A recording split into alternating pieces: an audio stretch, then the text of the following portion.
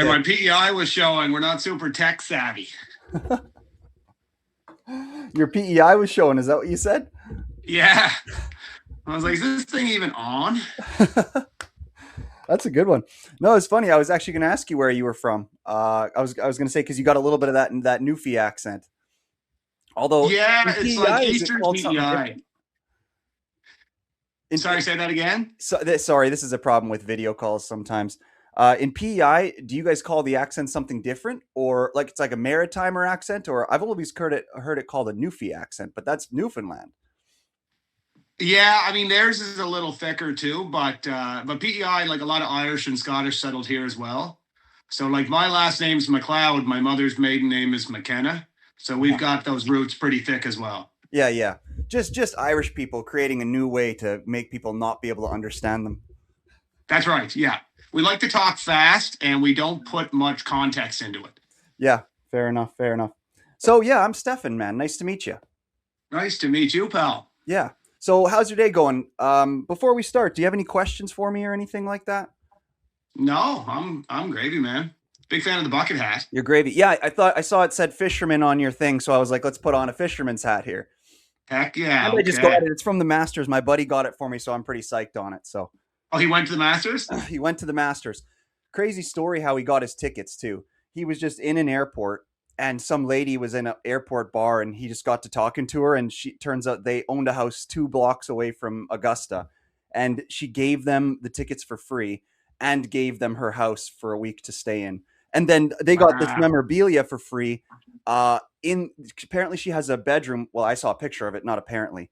There's a bedroom in the house that has all kinds of merch and everything, and you can just take whatever you want. Apparently, Wow. Only thing he had to pay for is those $1.50 sandwiches. yeah, no doubt. Hey, what a deal, though. God, I've always wanted to Yeah. go, but sorry. I've Go ahead. heard that people rent their house for like 12 to 15 grand a week during Wow, Augusta. that's wild. Yeah, I should just move just to be closer to that golf course. Yeah. I love that golf tournament. It's really the only one that I watch. Do you like golf? Yeah. Big golfer. Oh yeah. Um, Yeah. uh, how are you good at it, or is it like just you like the challenge, or I used to golf a lot when I was younger and I was a little bit better, but I mean, I'll hold my own. I'll shoot somewhere in the 80s kind of thing. But hey, 80s is good. Yeah, when you start golf young, it just people get mad because you can just pick up a club again and still kind of play good. And then the people that start when they're old, they just can't even hit the ball and they're like, this it's not fair, you know? it's a pretty brutal sport to get into when you're older because it's expensive and you're going to have like a full summer that it's not really fun. Yeah. It's like people trying to convince you to get into expensive whiskeys. You're like, I think I can do without. Like, if I'm not there yet, I don't think I need to go. Yeah, I think I'll just park it over here. Thanks. So how's your day going? What are you up to today? Today, man, I did a little bit of solar. So I sell solar panels. Okay. So I got to is go it for take, your I own got, company? no, friend's Okay. company. Okay, okay, fair enough, fair enough. Yeah. Do you And want to then, plug the name of the company or is this too wild for his company? oh, that's fine. It's Sunly Energy is who I sell solar for. Okay, And and then I also do just a bit spell of that. realty. Let's just spell that. Oh, Sunly. Oh yeah, Sunly. Okay, cool. Yeah. So check them out on. Do they have a website? Oh, yeah. Yeah.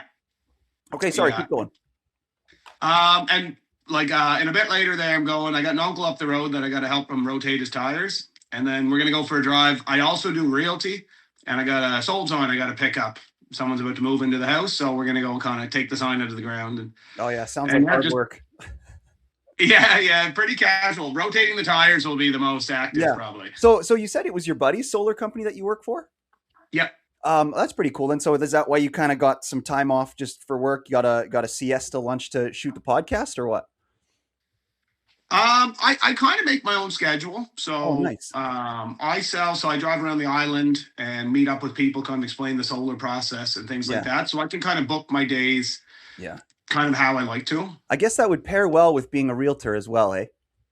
Yeah, I'm pretty new into realty. I've only been doing it for about 3 months, but Yeah. like for reference, I lobster fish in the spring as well. So like I'll take this 2 months clean off the solar while I'm fishing. And Okay. basically, if I get even a whiff of someone making a nickel at something, I'm like, I might give that a go. Yeah, fair enough. Real estate. It's interesting that you're in real estate too, though, because I have done podcasts with two other guys in real estate, and I know people in real estate. In a sense, I work in real estate. In a sense, I'm just not like a seller of properties. Um, but it's a weird industry because it's like one of the main industries where really women are in control. It's like, because is that fair to say? It's like it's almost like a reverse DEI where men, because isn't it like you got to be a hot babe and then they just sell properties like crazy? Isn't that the gist? I don't know, not so much on PEI. I mean, there's definitely some good looking women real estate agents, but it's pretty much, especially in a small place like PEI, it's your Oh, like your web of people is the big yeah. one. Oh, I see. So it's more about that than it is about yeah. I guess that's big city realtors probably. I'm just really thinking of that show on Netflix. Selling Sunset or That's something. that's the one. Yeah, yeah. You know what? Yeah, I Sorry. think if you're real rich and you were picking a realtor Yeah, and they were all pretty handy, yeah, maybe you're going to pick the best looking one. But when you're in a small place like PEI, you're like, I've known that guy in my community my whole life. I'm going to trust him, kind of thing. yeah, Generally, yeah. You're not really trying to get sex out of it as a perk. I hope not. Or Oh, you're out of a job. Yeah. I've I got a know that. couple listings I should reconsider for May if that's the case. Yeah, I know that when my family first came to. Sorry, we're not talking about you enough here, but I know that when my family first came to Canada, we popped in PEI for a little while, and we had a farm there for a while before we came over more west. But now I've been hearing that the real estate there is quite cheap, isn't it? Is it doing better now? Is it improving fast? I remember back in the day I saw a thing that was like PEI or somewhere over there had the cheapest realty in the country, the cheapest houses. Yeah, it used to be PEI. It kind of took a pretty big spike there in COVID because once people were able to work remote, they were buying, like they were selling their place in Toronto for 700,000 and buying something real nice here for 500. Yeah. But yeah, like when I left high school, you get like an acre of land for like $500 or $1,000, Hmm. which it's pretty cheap. But it's definitely climbing. It's definitely probably paralleling with most of Canada now if you compare it to like standard wage. Yeah, fair enough. Well, I feel like I'm at work right now, so we should probably shift this a little bit. So you are a professional man. You work still, and you've got, I guess we could call it this dream on the side. You're also a stand-up comedian. You've got a few clips online and stuff like that. I can see why you've got that salesman energy. You're a charismatic guy. Um, so you're in the wizard class, as I call us comedy guys. We're just charismatic wizards over here, but salesmen qualify too. There's a big I'll, connection there. So, I'll take it. I take so wizard over salesman any day. exactly, that's exactly. So, this is what I do on the show. The show is just a free flow chat. And I ask a lot of questions about you. I hope that's all right. If there's ever one you don't want to answer, you just say, no or whatever. So, Yeah, easy. yeah, how old are you? I'm 32. 32. Okay. And you've got a kid. Why on your social media does it say formerly dad? Formally, like Oh, did I read it informal wrong? sit. Yeah, yeah, like, or maybe I spelled it wrong. I'm not. We have a lot of snow days in PEI, and they're starting to catch up on me. But I meant like informal situations, like as a joke. Like No, it my says name's Jalen, but formally, instead of saying Mr. Macleod, it's like formerly known as Harlow's dad. okay, that's clever. No, I totally read it wrong. It's spelt right on here. That was my bad. I was like, formerly, is this going to be a sad story? But you got to ask him anyway. Why does it say formerly? Yeah, So, that would have taken a turn if I was like, well, yeah, well, I'm divorced, or oh yeah, that would be bad. So, how long have you been doing stand up comedy? a little over a year. A little over a year. So you just started. So, Yeah, is this your first podcast you've ever done? it is. Yeah, Cool. Awesome. I'm excited. This is my 153rd. So it's a little bit, it's starting to be a little bit much, but I've been it's a doing bit of it a pro for, am. yeah, yeah, I've been doing it for about 9 years now. Right So, on. what got you inspired to start comedy? That's a good question. I guess I've had a lot of people tell me that I should get into comedy. I used to work overseas, and a lot of people would always tell me. And then I guess in 2020, my wife and I had an ice cream company in Charlottetown, and so kind of just entertaining people as we made the ice cream in front of them all the time. And I got a push. There was a guy of mine, Brad Doron. He's another comedian. He had a local business as well, and he was a comedian. And I kind of booked to do a show with him for in PEI. We have this thing called Burger Love for the month of April. We're in it right now. Every year it happens. Like 80 restaurants enter, and they all go crazy to make the craziest burger they can. Yep. And there was a comedy show booked for a curling club for their Burger Love, and I entered into it, and I was like, okay, I'll join. And then COVID shut it down. Like COVID hit, and all the restaurants, everything had to close. And I thought, oh, maybe that's like the universe saying it's not the right time. And then about a year ago, I was going out to Vancouver to see my sister. And I thought, that's something that's still like petering in my brain. And maybe that wasn't the universe saying it's not the right time. Maybe that was me just taking that as an out. So I figured I'll try it out in Vancouver, see how it goes. Worst comes, it's a weird 5 minutes around strangers. And I've had a lot of weird 5 minutes around strangers in my life, so no big deal. Yeah. And I did it, and it went well. And then I got booked to do Squamish while I was still out there. And I kind of just kept it going since then. Yeah, it's fun. Hey, it's quite a rush. Oh, it's addicting. Yeah. Yeah, Quite a yeah. natural high. Yeah, yeah. That's what everybody always says. They say how addicting it is. I think it's pretty addicting too. I love doing. I'm naturally. I have a very addictive personality, so I like stand. But I don't really do stand up too much because I find it's a little too nerve wracking. Like I like podcasting a lot more, but it's I don't know. Some people are saying that podcasting is archaic now for the kids these days. That even because when I was growing up, podcasting was like a new thing, and now they're saying that it's antiquated. All right. Have you heard that? I guess. Big words there. We're gonna have to walk me through a little bit. Oh, sorry. So, archaic? Is that what you said? Antiquated. So like obsolete or kind of on the outs. Oh, getting a little diluted. I get to what you mean. Yeah. Well, no, not diluted. Not meaning that there's too many of them, but that is another thing I hear too. But more so like old, like how radio is old. Like, okay. Like kids nowadays don't listen to radio. In my age, we didn't listen to radio either because it was old, and podcasts were the new radio kind of thing. But anyway, this is boring. So we were talking about what inspired you. You said just by people telling you, and you followed their word, and then you got your lucky chances.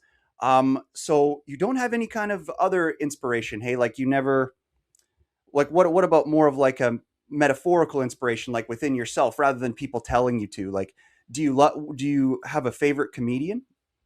I do, yeah. Nate Bargatze by far. I Okay. followed him, right from very early days.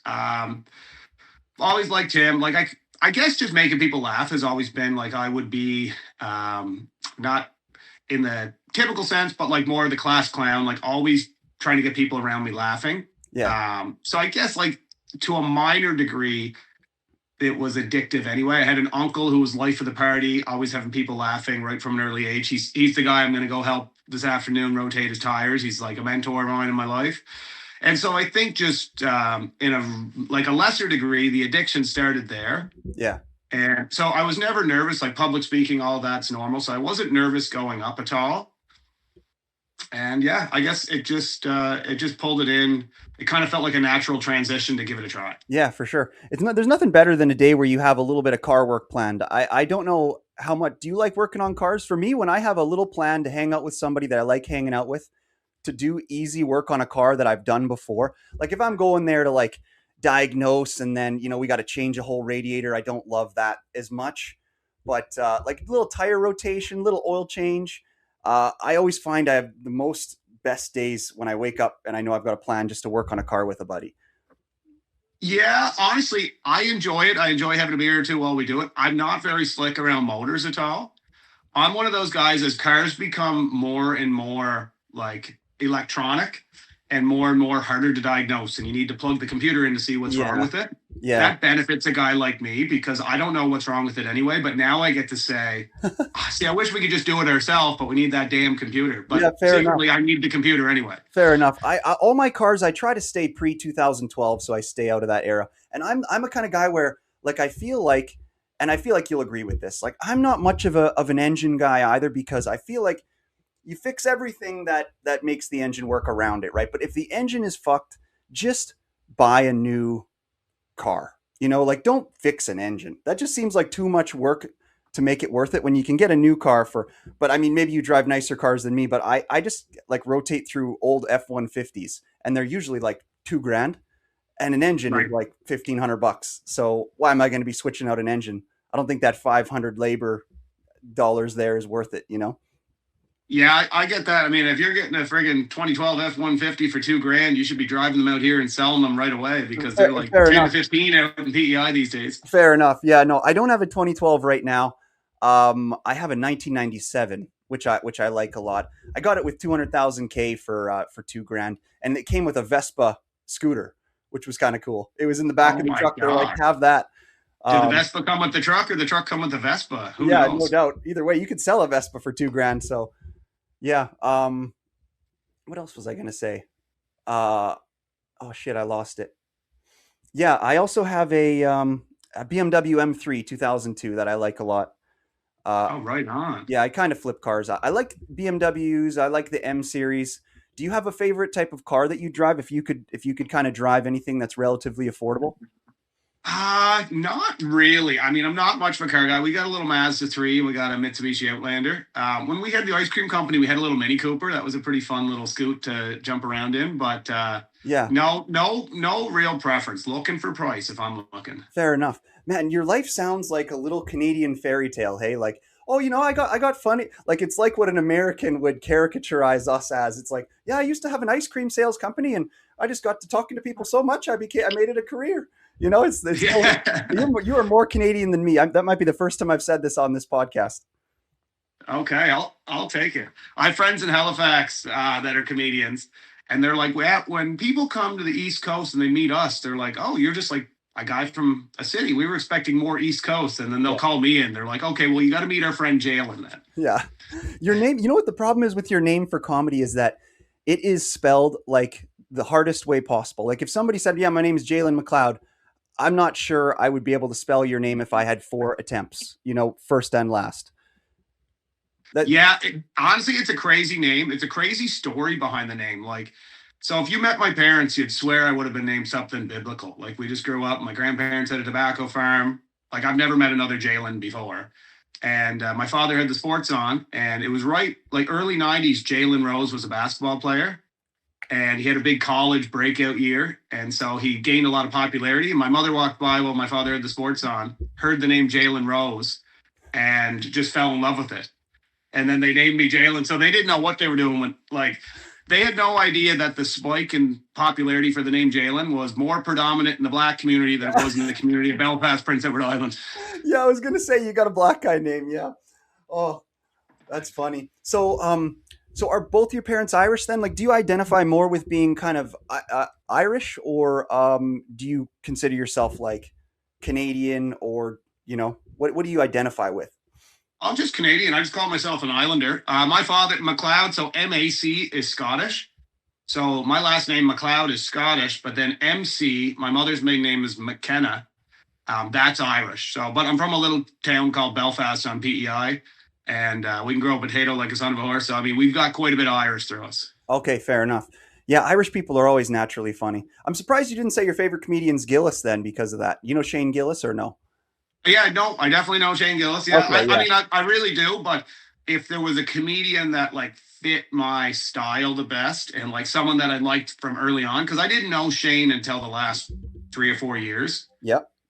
Kind of that, what his special was, like after he got kicked off Saturday Night Live and then he had the special on Netflix. That's kind of when I picked him up. So although I really liked him, he wouldn't be like a reason I got into it. Yeah, fair enough. Fair enough. I'm a sucker for Nate Bargatze too, because I feel like a lot of his stories are just like stories that I would live. Like you're just in a lineup or you're just a Yeah. dad. Yeah, for sure. Nate's awesome. He's exceedingly clean though for my taste, but yeah, I still like him a lot. Is your comedy? Do you try to be pretty clean with your comedy, or do you open it up a bit?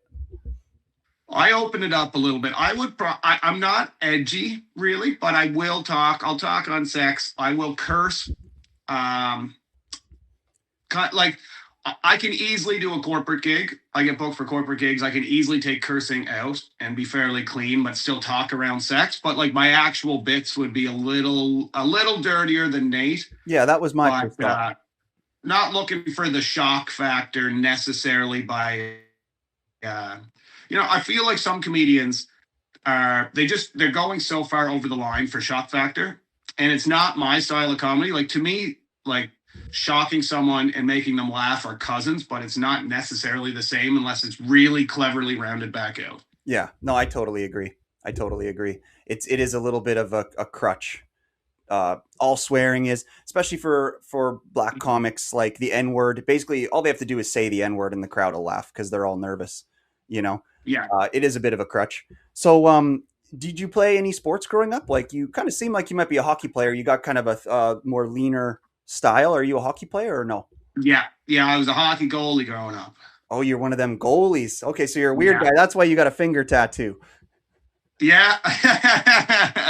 No, I'm just Yeah. kidding. I'm just kidding. So, how long did you play hockey for? I'm a big hockey guy myself.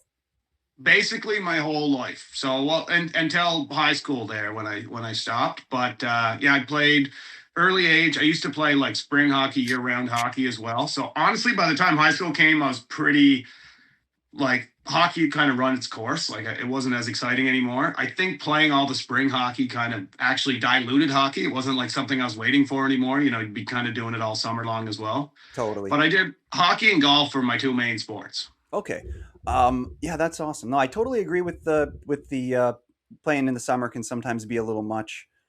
Uh, yeah. Right in high school. You really separate the people who want to play from the people who are like, I've had enough of it. So, Yeah. what kind of clubs do you have? Good question. I just won a hockey fantasy pool today, so there'll be a new Oh, driver coming soon, I think. But I got oh, my father's old TaylorMade burner driver. that's Couple what I old have. clubs I got. Is it the Oh, white one? nice. No, it's like kind of reddish underneath. Okay, I know which one. That one is actually older than mine. I think I don't know much about. There's those guys who know every series of all the clubs and all that. I don't know it that detailed, but I think that one with that color is the older series to mine. But It's yeah, an old school one. I have an old Scotty Cameron putter as well. I got as the first thing I ever bought on eBay in grade eight. nice, nice. And then I just got some TaylorMade irons. But again, like I'm a big, you know, it's not the arrow, it's the Indian guy. Like Yeah, for sure. I Yeah, only get new clubs because I lost my 7 iron like 6 years ago. you lost it, or you chucked it into the forest. I wish I was that impulsive. No, I probably was just stoned and forgot it, to be honest. Yeah, fair enough. But I got so sick of hitting a light six, I bought a new iron set last year, and I was like, I've had this iron set since grade eight, so this next one's probably the one I'll have for the rest of my life. Nice, nice. Yeah, I don't buy new clubs much either. I got a new set of wedges recently because I won it in a golf competition. It was pretty sweet, but it was Oh, it was nerve wracking. Uh, wouldn't guess. I got the Sim 10s, Brad Vokey, so they're Titleist wedges. Yeah, Yeah, so they're Vokies. they're pretty new era too. So it was probably about a $500 bet we had going on, and I drove all the way. I drove about 3 hours. You won't? Do you know like Saskatoon, Regina type thing? Do you know like basic geography in Saskatchewan or no? No, I love that you're like, do you know basic geography? And it's like, I No, do not. I'm not. I don't mean it in a mean way. Just like, do you know Saskatchewan? Because nobody I, does I it. don't know Saskatchewan well Yeah. at all. Anyway, I'll give you a short form story of it. I drove about 3 hours. I met this guy in Marketplace because he was asking a bit much for the wedges, 250 each, and I was trying to get him to take 150 each. He wouldn't do it, so I was like, play me for him. I'll go to your home course. So he invites me out to this place called it's not called Crickle Creek. It's called Katepwa, and I bring a camera woman with me. So I filmed the whole thing. I've been too busy to edit it up, but I have the whole thing on camera. We did 18 holes, and turns out he worked at the golf course. He brought the owner of the golf course with him. So it was me, the camera lady, him, and the owner of the golf course. And he was a solid 15, 20 handicap. Like he wasn't a great player. I'm more of like a three. So I kicked his ass pretty bad, got the wedges, all on camera, very funny. I Uh, was gonna say you must be a weapon if you were like, let's play for them. yeah, I've gotten pretty good. I've gotten pretty good. Yeah. Like okay, I don't want to turn this into a brag fest here, but like last year, I got my first hole. Last season, rather, I got my first hole in one. I won my first Okay. club championship at a course that I go to near my city, and I set the course record there. I shot my best round ever, which was a 64, 8 under, and I was Eighth under. yeah, yeah. Holy Jesus! And you sandbag some 20 handicap for some wedges. I sandbagged him. Hey, he wanted to I do it. love that. I, That's my cup of tea right there. I told him my handicap and everything. Yeah, yeah. I played the Saskatchewan Provincial Amateur this last season as well. I qualified for it with my handicap, and it's a pretty sweet tournament. They give you tons of stuff, and it's free. And I didn't play that well. I kind of hurt my back. I got like 39th or something like that. But yeah, yeah. I like golf. Heck yeah. Yeah, yeah. I just got some new Titleist irons as well because I got them at a garage sale. I roll up to this garage sale because I see like a nice Titleist bag, Yeah. like one of those tour bags, and I'm like, how much for the bag? She's like, $120, and you can have all the clubs too. Inside of it is two sets of brand new Titleist irons, the T100s and the T250s. The whole set, What? probably Must have three. like a son that's a pro or something, does she? I think she had a boyfriend that she broke up with, and she was selling his Right. shit. So probably $3,000 worth of golf equipment. I got it for $120 at a garage sale. Damn, those are nice clubs too. Yeah, yeah. So what is your plans for comedy now? Do you just kind of take whenever you get opportunities? Do you have like a, by the way, people out there, if you want to find Jalen, he's a funny guy. He's got clips mostly on Instagram at Jalen.Macleod on Instagram. Jalen spelled Jalen and Macleod spelled Macloed. So Leod. Sorry. Oh yeah, I spelled it wrong here. Leod. See what the fuck, dude? It makes it harder for people to find you, you know? So anyway, yeah, go find him there, guys. Do you have another website other than like your real estate website or I don't right now. I'm slowly getting some of that stuff together. So I'm gonna have a website going pretty soon. Um, so on PEI, we're pretty blessed in the arts community. People support the arts pretty good. So I've been like selling out shows, producing my own shows on the island every month. cool? And so keep doing that. Go to Halifax a bit or Toronto for some gigs, and then I do like corporate gigs for communities, for businesses, for fire departments, things like that. That's awesome. So I do. Oh, sorry. Go ahead. I was just saying that's awesome. Yeah, you seem like a really busy guy. Yeah, I mean, I've got a daughter, so it's not too hard to like. It's easy when I'm at home to kind of come up with the material. The reason I do the monthly gig is because I wanted a lot of mic time. I'm not at the age where I can go try to bum around and get 5 minutes at a club that I'm at 7 days a week and I get three slots or something. So producing the show, there's a few benefits, but the main one is I get to do 25 or 30 minutes. And I just always do new material. So the people coming, I always bring in new comedians, people flying in from Toronto, people flying in Winnipeg, different places. So they're always going to see a different show. But the reason I do it is because it's kind of annoying having to drive to Halifax for good gigs. Yeah. So I do it primarily. One, you get a good connection with other comedians. So when you go to their city, like they're more likely to throw you on a show. But then two, it's just I have at least something to keep me motivated with the comedy to come up with new material and things like that. Yeah, fair enough. I like to keep my schedule pretty damn open. I don't do much because like you get your inspiration from being around your family. I like to watch and take in podcasts and other stuff like that. Do you like fuck? I lost it again. What was I going to ask you? I think I I'm don't know, man, but I need some of that Saskatoon weed right now, I think. With a bucket hat like that, man, it's no wonder that you're forgetting the odd sentence. Yeah, I do it all the time.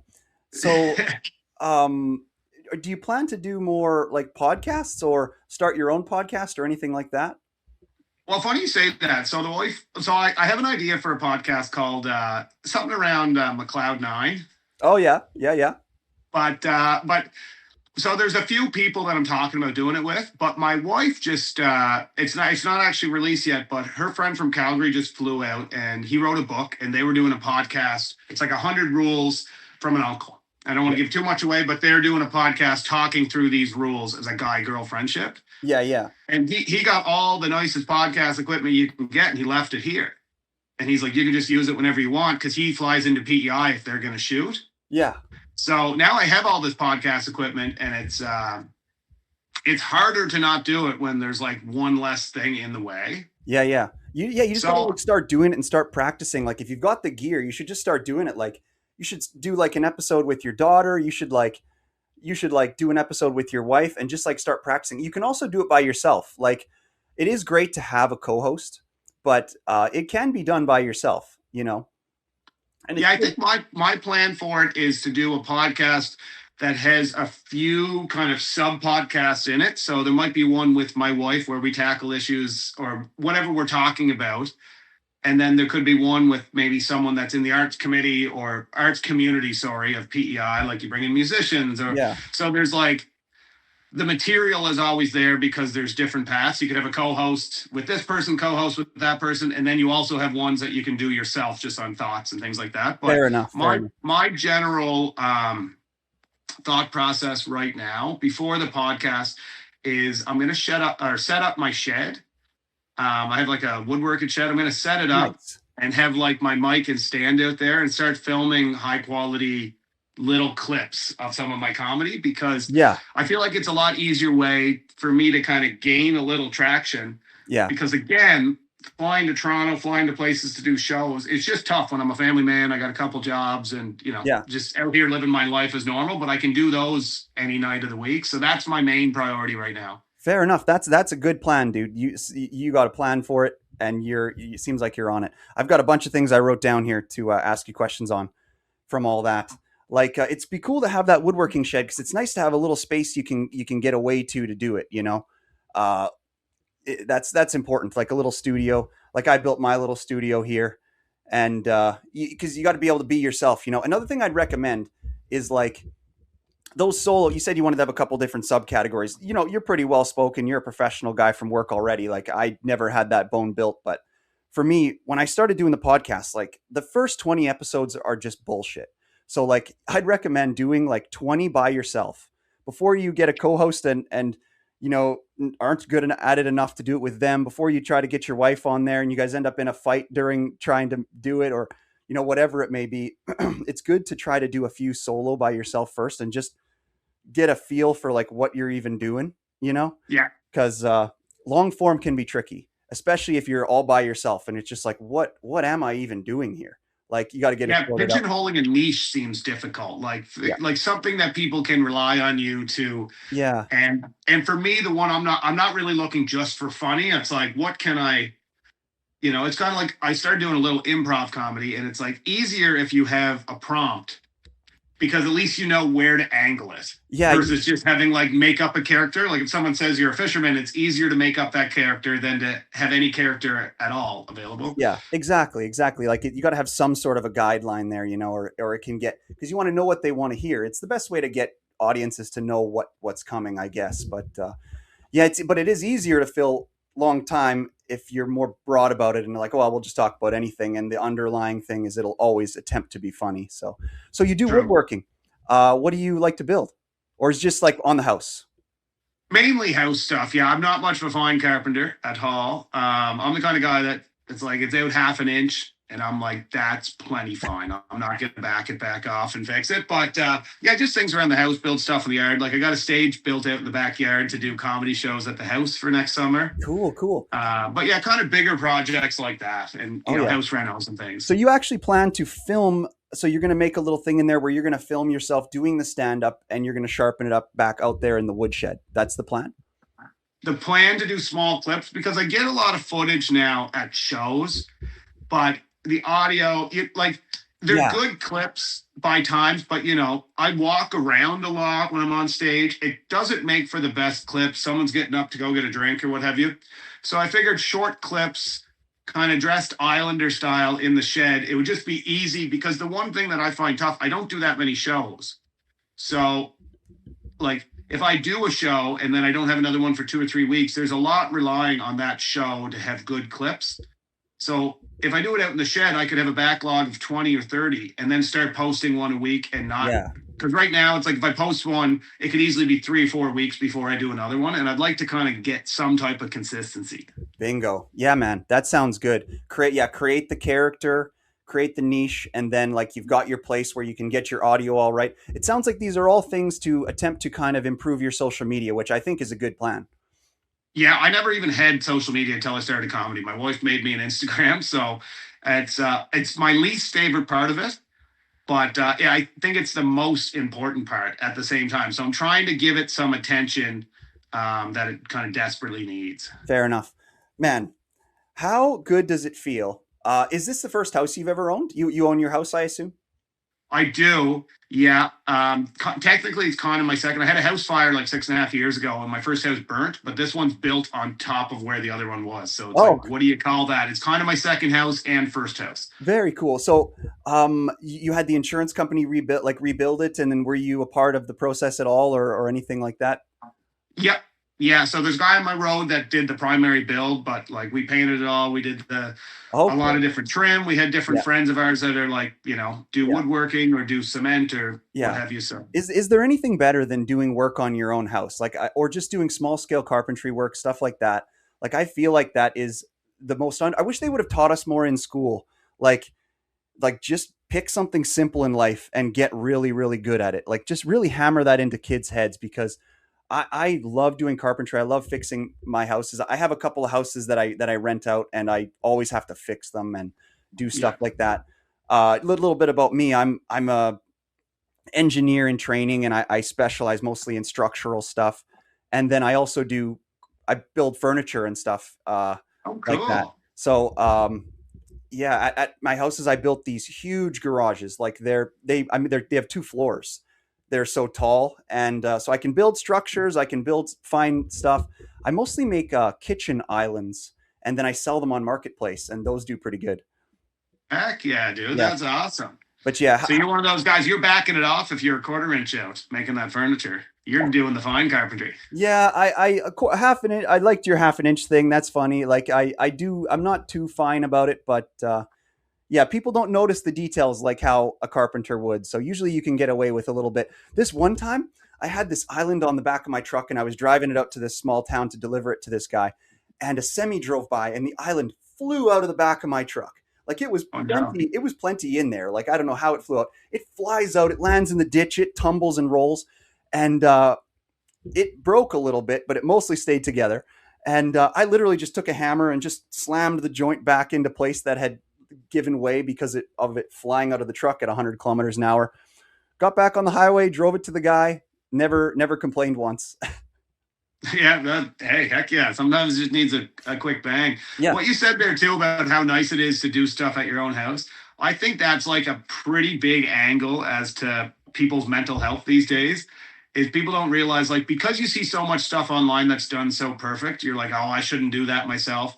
But there's like an unquantifiable part of doing something yourself, that self pride you get, even if yeah, it's like much worse than you could have paid someone to do it, totally. it's somehow better to you because you did it yourself. It's like you understand how all those things happened, where it's like people all used to make their own jam, and then a store opened and was like, oh, for people that don't have time, we made extra. Yeah, But now over time, everyone's like, I can just work more and buy my jam. And what we've lost in that time is like that sense of accomplishment of knowing how to do something, doing it yourself. And that process and that pride, I think, is where a lot of people, once you don't have that, it's hard to get back. exactly. You know what I think it is you call it accomplishment, and I think it's kind of like a growth thing where it's like even if we've lost it where everybody wants tutorial videos, everybody wants this where it's just like no, just go do it, and then each day you get a little bit better at it, and then once you start feeling the growth, that's what will make you feel good, and it will help with all that mental health stuff. Yeah, everybody thinks that they need to just like do something grand or nobody will. That's not about other people caring about what you're doing. It's about kind of about you caring about it, and just do something that satisfies yourself. It's weird. It's almost like we've demonized narcissism so much that people don't see the benefit in being a narcissist to your own mental health. Like they say that a lot, that it's weird that it's like a flip in psychology where for some reason narcissists are like the lowest on mental health problems. It's because all they're doing is worrying about themselves, and Yeah. I know that there's the other side of it where it's good to do stuff for other people, but like getting yourself off the bottom where it's like, oh, I'm depressed when I wake up. It's like, hey, well, maybe have a plan, go build a coffee table, but that's our over. Yeah, just something to tackle on the weekend. Like I Yeah. think people undervalue, even if it doesn't go well, you would have learned something. And some people get paralysis by analysis. They have to watch 1,000 videos before they start. And you don't realize that until you start, all those videos might not have actually been relevant to what you're doing. Yeah, yeah, exactly. So, because you're an Irish and a Scottish guy, I'm curious because you're a dad, you're busy. Have you ever heard of a show called The Hardy Bucks? No. Oh man, then I've got something for you. I reference things to people all the time, but this is a hard reference. Like after this, you got to go and look it up. It's for free on the internet. Like you can look up the Hardy Bucks movie. Watch the Hardy Bucks movie online on Google, and one will come up where you can just click on it and watch it online because they made a Okay. movie, but there's also 4 seasons. It's a series, but I'd recommend just watching the movie. If you like the movie, then go watch the series. But it is these hilarious. It's the group of friends in Ireland who are hilarious, and the movie's about them going to like a soccer game because Ireland qualified for the World Cup or something, and they hadn't in decades. And very funny Irish movie, Irish comedy. Definitely put the subtitles on because Yeah. they're kind of hard to understand. But I'd recommend that one. So, if you had the time to watch podcasts, like, do you have any that you'd watch, or like, what would be the dream if you had more free time in terms of entertaining yourself? Like, what do you like to watch? Well, I don't watch many podcasts. I listen to a lot. I do a lot of driving around the island to sell solar panels, so I have a lot of solo drive time. I definitely listen to a lot of Joe Rogan, but I pick and choose the like. I don't listen to each one. I pick and choose which person coming on or which guest kind of catches my interest. I love the podcast "How I Built This" with Guy Raz. It's a podcast on entrepreneurs and a lot of companies that you might know, but how they got their start and things like that. I listen to the odd comedy one, like the Dusty Slay, Nate Bargatze podcast, but those are kind of my standards. And then people will send me other ones that I'll listen, but those are the ones that have really caught me. The Guy Raz one, I don't know why. I guess I'm an entrepreneur at heart.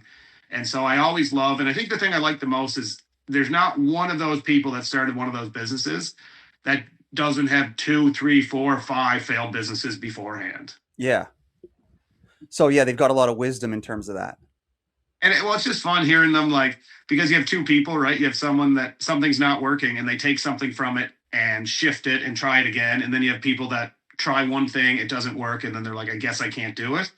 So Yeah. it's inspiring to see these people that like take the information they've gained, and it doesn't really slow their stride at all. Yeah, yeah. It's interesting about podcasts, hey, because like as much as I like the ones that are niche, where it's like, oh yeah, this is a deck building podcast and all that. I feel like sometimes it's hijacking the podcast title a little bit. Like I feel like they're supposed to be entertaining at their most, but again, I guess people are just looking for an individual that okay, I trust that guy. Let's see what he says about everything.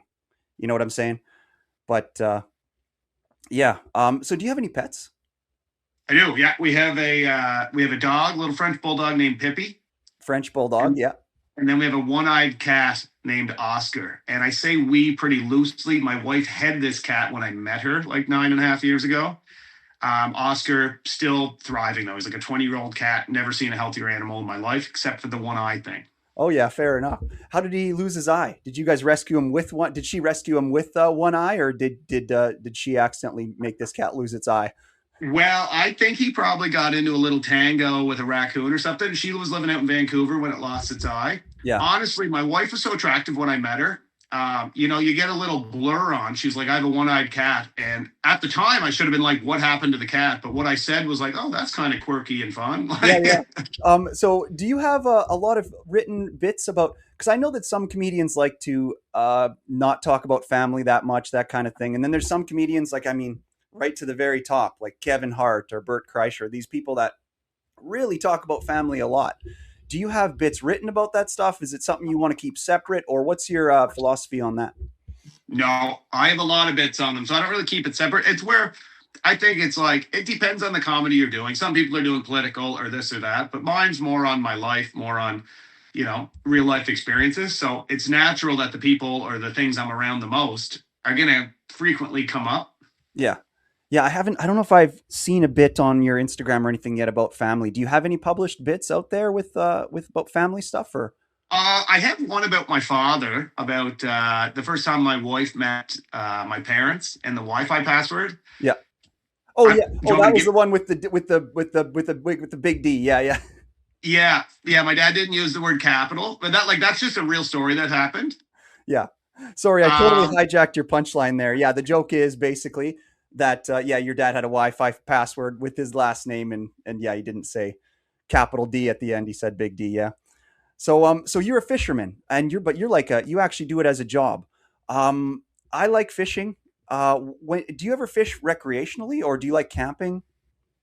I love camping. I don't. I mean, I'll start fishing a bit now with the daughter, and but I mean, like a lot of my friends are commercial fishermen, so for me to go recreationally fishing is like me going out with them while they're commercially fishing. Like Oh, I'll go halibut fishing, which is technically commercial, but I treat it like recreation because I'm going for 2 or 3 days in the summer. yeah. And I mean, we're just drinking beer, listening to Tom Petty, catching fish. You know what I mean? It feels recreational, but like the fishing that I do commercially is lobster primarily, mackerel. I've done tuna, halibut, things like that. Fair enough. Heron's gorgeous. It's like a stinky fish. Yeah. You set your nets at night and then we just float around at night. So we might all nap, we might stay up drinking or whatever, and then you don't haul your nets until sunrise. So Uh, as the sun is rising, you're hauling your nets, and then the fish are all hooked into these nets, and you just shake them. yeah. But what follows the heron are big tuna, whales, things like that. So while you're hauling these nets, all these big like 1,000 pound fish are breaching the surface. So you can like hand feed them off the back of the boat. Wow, that's crazy. That's crazy. But How? you'll get like covered in scales. So it's like a Yeah. stinky. The one guy, old guy, once told me the only way to get the smell off you is to cover yourself in toothpaste. And I was like, I don't know who the hell has that much toothpaste, dude. I'm 6'4". Holy shit! Yeah, you're a big boy. I know that halibut is a pretty big fish too, isn't it? Yeah, it's a big flat fish. So like easily caught them like 150 pounds before, a couple 100 pounds. Like I've caught one that was longer than me. Halibut are interesting because it's a flat fish. So my uncle describes it as ripping a sheet of plywood off the wall with a couple nails still in it because like most fish fight you like this, but halibut fights you up and down. So as you Oh, try to pull it up, it goes flat. So it's a really hard pull. I see. I see. Um, I recently just like I'm a big I like seafood, most of it, and like the camping spot that I go to, it's like this little river, and there's clams in it, so I fucking just take the clams right out of the stream and cook them up right there at my camp spot. It's nice in Saskatchewan because it's there's not very many people here, so you can go and just camp for free. You know, find a spot, Yeah. set up there, nobody bothers you. You won't even hear a car drive by. It's pretty sweet. So they're Um, river clams. yeah, they're river clams. I believe they're clams. Like they when I What open up, size would they be? they're about that big to about like I've seen some that are pretty big, Okay, and yeah. yeah, you just crack them open, and it's just like a big white piece of like it's weird. I don't know how to describe it. I think it's a clam. I did Google images on it, and it said that it was a clam. So Do they have a couple like we have big bar clams that are about that size, yeah, and they have the tongue, which is like a firmer meat, yes, and then they always have the one hinge that's almost like a little scallop. That's like the nicest part of them. Do they have those? yes, that's what it is. Yeah, and I separate the two and cook it Yeah. up. I just recently tried. I like lobster. I've been getting into lobster tails mostly, but I recently tried clam. I recently tried crab for the first time, Oh and heck yeah. I never really used to know how to get it out of the legs. Like I tried barbecuing. I bought some crab legs one time, and I tried doing them on the barbecue, and I was like, "Okay, this is fucked. Like I can't even get them out of the legs." And then I looked it up, and I boiled them, and man, crab legs are amazing. Do you like crab legs, or what's your favorite seafood to eat? Oh, that's a good question. I mean, I like crab a lot, but we don't have that much of it here. Like we have rock crab, but it's a lot of work to get the meat out. Yeah, We have snow crab that some guys will fish, but it's a small little season. So I'm a sucker for lobster just because like the nostalgia of growing up with it. yeah. Scallops as well. Like if someone says I don't like seafood, I'm like, well, let me cook you a scallop, and then why Yeah. don't we have a The chat? scallop doesn't even seem like seafood. It's like it seems like a dessert almost. It's just so cute. It's just like a little circle, you know. It doesn't scare away the seafood. Cooked in butter. Like it's yeah, it's white meat, right? So it's Yeah, like, it's but like I like oily fish. I like mackerel. I like yeah, trout, things like that. yeah. I That think like we grew up with so much seafood here that like when we were younger, would go have a fire at the top of a hill, watch the sunset or whatever, and would all be drinking or smoking joints. Like we would have a fire and have mussels cooking. Like we would eat mussels like they were potato chips, kind of thing. wow. Yeah, We just pour beer in and boil the mussels in the beer that's or legit. steam them, I guess. Yeah, but that's how you can know if you have a contrarian. If you're trying to get somebody to like eat some seafood. And if they're like, oh, I don't like a scallop, it's like, okay, so then you don't like chicken then, because the scallops are Yeah, so good and they're so like nice, clean little white meat that if you don't like scallops, then you don't like any meat. Like, give me a break. yeah. Yeah, like But I get someone saying I don't like oysters or mackerel or something that's strong flavored or like a weird consistency. I get that. The nicest is a scallop fresh. Like we'll get scallops in the lobster trap sometimes, or I have buddies that scallop fish, and you can just shuck those puppies, eat them raw, and they are so sweet. It's crazy. yeah, for sure. A couple more questions for you, and then I'll let you go. I'm taking a lot of your time already. Thanks so much for coming on the show today, man. This has been great. Oh, thanks for having me on. This is Yeah. killer. So, did you watch the Masters this year? Oh heck yeah, yeah. Did you see Sergio Garcia? Like, I mean, there's lots to talk about to do with it, but um, I was surprised that McIlroy held on. And even though he had the biggest lead in Masters history after 2 rounds, I was still surprised to see him hold on to the lead. Did you see Sergio Garcia's thing that made him go pretty viral? Yeah, it's weird to me. Like Sergio always used to do that when we were younger, and he was like in the runnings. It's weird to see him do that on number two when he's in the first group of the day, so far out of the tournament. Yeah, and he parred the hole. Yeah, It wasn't like that bad of drive. Like you're in the first group, you've had worse drives this week. no doubt, no doubt. And it's like, you've got your green jacket already. You're a millionaire. Why would you behave like that? And all he did was put it in the bunker. Like you said, it wasn't even that bad of a drive. Yeah, he Like, got a par. Like it yeah, was. yeah. And then he grabs John Rahm's bag. He breaks his club. Apparently, on the next hole, the officiators like met him at hole 13, and they were like, and then he got asked in an interview, like, what did the officiators say to you? And he's like, I'm not going to comment on that. I'm pretty sure the officiators said, like, if you have one more outburst, we're going to take you off the course mid and you're DQ'd. I guarantee they said that, because I would have thought they would have DQ'd him anyway, just for doing that once. Especially on the first tee, or I guess it was the second tee, but like he banged that tee deck up pretty bad before he even broke his driver. Yeah. And Augusta is like the one course that you should never do that because they're so strict anyway. Exactly, exactly. Sorry, did I have it wrong? Was it on second hole? I thought it was on hole 12, or am I wrong? Maybe it was. Yeah. I'm probably the one that's wrong, to be Yeah, honest. who cares? Who cares? Yeah, I thought that was crazy of Sergio. Another question I had for you is to do with I think hockey. 12's a par three. Sorry. Oh yeah, it is. It is. You're right. So you're definitely right. Um, um, Question to do with sports, more sports stuff. Like, I know that recently, like, I came back to hockey, and I play now in this senior league. It's hitting, there's fighting, it's everything. I played ASHL through my 20s, and I was like, this isn't really filling what I want out of this. It was too easy. So I started playing for a little senior team where it's like the whole small town is behind you. It's so awesome. Have you ever thought of like getting back into hockey or anything like that? Or do you still play? Do you still get out on the ice? Not, I mean, I'll get out on the ice a bit, but the thing is, when you're an adult, the tough thing, one, I don't really want to go to the late, like the rec league times. And the other thing that stopped me, so I did it a couple of years ago, and I'll still fill in. I'm in a goalie group that people will put in, like, can anyone fill in for me? And I can jump in. But as the goalie, it's just so depleting when you're like, I can't make it. Like any player can miss for any reason, anytime. As the goalie, it's like, well, I guess we can't play tonight. You know what I Yeah, mean? It's almost too much commitment. yeah, goalies are a hot commodity. Yeah, for sure. That's why I'm Yeah, surprised but you I haven't. do like it. The stretching and stuff has really, like my body's not built. Like my reflex will still kick my leg out, even though it shouldn't anymore. Yeah, the risk of injury is a bit of a more of a deterrent for adults. I totally agree. But Yeah. yeah, I don't know. I feel like I can't live without it. Like the hitting people and contact hockey. Contact hockey is so much different than non-contact hockey. Yeah. Yeah. And see, for me too, like sometimes people will have shinny, and shinny can be fun, but as a goalie, I much prefer when people are playing competitively. Like we'll go in rec tournaments and stuff sometimes. It's much more predictable when someone's coming behind you. It's much more easier to predict what the guy's going to do than in shinny when no one's coming behind them. As Yeah. a goalie, you're just like a sitting duck. They're just taking their time. And Yeah. Yeah, for sure. And it sucks sometimes in like a rec game, you'll go out there and you'll get like maybe your team will lose because you're on maybe a crappy team for that game, and you'll lose 11-1 and just get hugely demoralized as the goalie. yeah, oh yeah, yeah. Yeah. You definitely check your ego at the door in some of those rec games. Yeah. So, all right. That's Jalen Macleod. Thank you so much for coming on the show today. So in terms of your comedy, where can people find you? And like with what you got coming up, your shows in Newfoundland, all that kind of thing. Tell everybody about what you got coming up in comedy.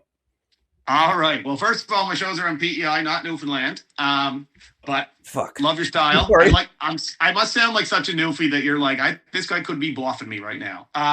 If you Instagram me, my name's Jalen Macleod, Jalen. I'm the only Jalen Macleod in the world. Not a lot of Black Irish connections going on name wise. And then I've got shows at a place called the Comedy Cave in Charlottetown, also at the Trailside Cafe. I do a Whose Line Is It Anyway PEI show. There's usually one every month. And then you can see me anywhere in Atlantic Canada, up to Toronto and stuff, if you kind of keep your finger on the tab. But right now, Instagram's the best place to find it. Awesome. All right, man. Well, I look forward to seeing more of your clips. I can't wait to see Cloud9 come out or, whatever podcast you end up doing. So, Heck yeah, man. Yeah. Okay. Thanks so much for your time today. That's Canadian Talk. Hey, I appreciate it, man. Thanks for having me and enjoy the rest of your day. Awesome.